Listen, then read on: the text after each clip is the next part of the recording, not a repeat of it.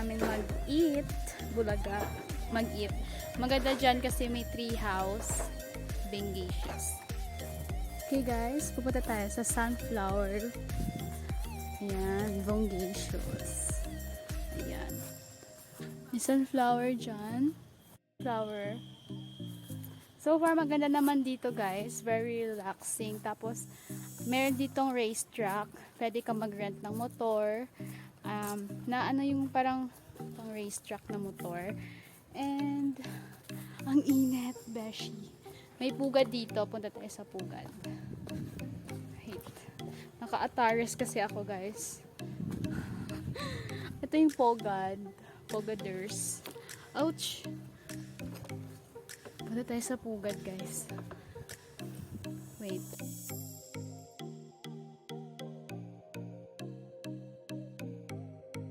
Dito na ako sa pugad. Ayun na po tayo sa pugad oh. Ayan. May itlog ka dito na mabibigay. Free eggs. Ito na all may egg. Ayan. Bonggang init girl. Oh, dito kaya. Punta tayo sa iba.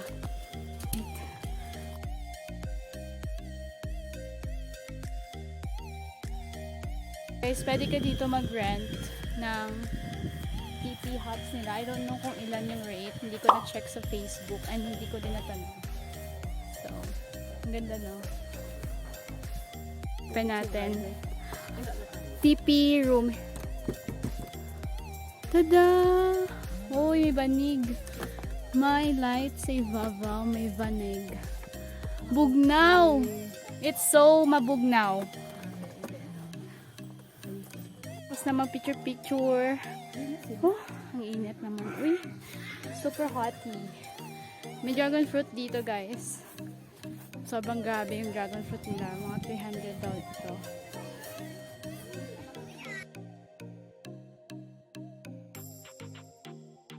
Si mother yung photographer ko. So we're done. Picture taking. Oh. We're just waiting na lang guys sa car namin na pang malakasang car. Pang basta very unique car yung aming car. Mahal siya guys. Super mahal. Masiswing na lang tayo dito.